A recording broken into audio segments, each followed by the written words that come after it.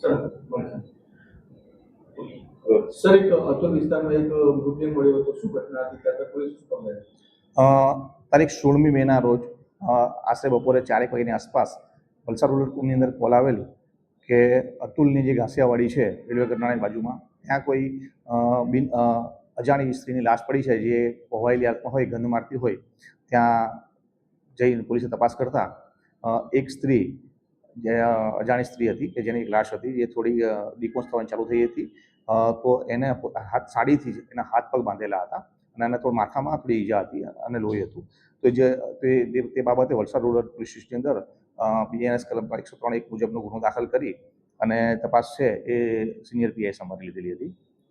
વત્તા આ અજાણી સ્ત્રીની લાશ હોય એ ગુનોને ડિટેક્ટ કરવા માટે વલસાડ રૂરલ પોલીસ સ્ટેશન ઉપરાંત LCBની અલગ અલગ ટીમો બનાવી અને કાર્યવાહી શરૂ કરવામાં આવી હતી.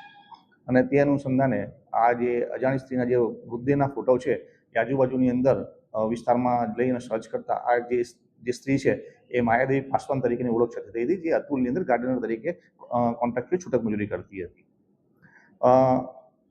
જે મહિલાની ઓળખ થતાં મહિલાના વિશે થોડી એની જીવનચર્યા વિશે પૂછપરછ કરવામાં આવી તો થોડું જાણવા મળ્યું કે ભોજ પાસી કે જે એમના પૂર્વ જમાઈ હતા એની આવરો બેનના ત્યાં રહેતો હતો.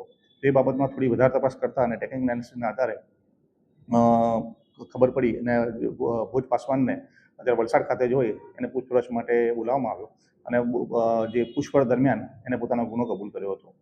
સમગ્ર ઘટના એ રીતની હતી કે જે આરોપી છે ભોજ પાસી, એના લગ્ન જે મરણ જનાર છે માયાદેવી એમની મોટી દીકરી સાથે થયેલા હતા 2023ની અંદર.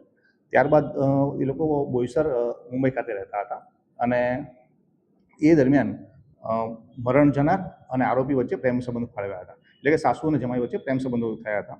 આ બાબતની જાણ એની દીકરીને થતાં દીકરી પોતાના વતન મૂળ ઉન્નાવ ચલી ગઈ હતી અને બંને વચ્ચે પતિ પત્ની છૂટાછેડા લઈ લીધા હતા 8 મહિનાની અંદર.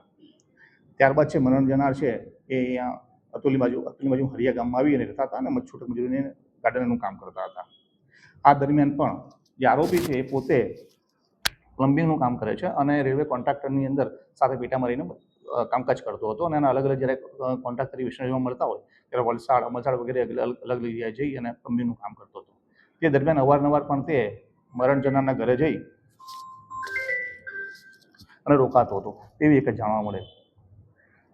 એ દરમિયાન એ પણ જાણવા મળેલ કે ગયા માસમાં એપ્રિલની અંદર જે આરોપી છે ભોજ એને બીજા એક ઉત્તર પ્રદેશની બીજી કોઈ સ્ત્રી સાથે લગ્ન કરેલા હતા અને આ વાતની ખબર મરણ જનારને પડેલી હતી અને તે બંને વચ્ચે પણ થોડો ખટરાક થયો હતો.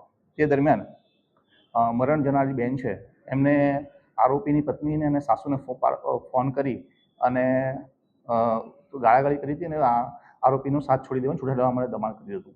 આ બાબતથી બંને વચ્ચે થોડો ઝઘડો થયો હતો અને આ વાતની આરોપી એ સમાધાન માટે બંને આરોપી અને મરણ જનાર બંને ભેગા થયા હતા અને અતુલ જે ઘાસિયાવાડી છે ત્યાં ભેગા થઈ બંને સાથે બેઠા હતા અને તે દરમિયાન સમાધાન માટે ભેગા થતાં થોડીક ઉશ્કેરાટમાં આવી જતા બંને થોડી ઝપાઝપી થઈ હતી અને આરોપીએ તેમને ઢીકાપૂટીનો માર મારેલો હતો તથા માથામાં પથ્થર અથવા બીજું કોઈ ડિસ્મિસ જેવું કોઈ સાધનથી ઈજા કરતા આ બેન ત્યાં ઈજાગ્રસ્ત થયા હતા અને તે દરમિયાન મરણ જતા આ આરોપીએ જે બેનની સાડી પહેરી લીધી એ સાડીનો ઉપયોગ કરી અને હાથ પગ બાંધી એમને જોડીમાં બનાવી અને નજીકના નાળામાં ફેંકી દીધા હતા.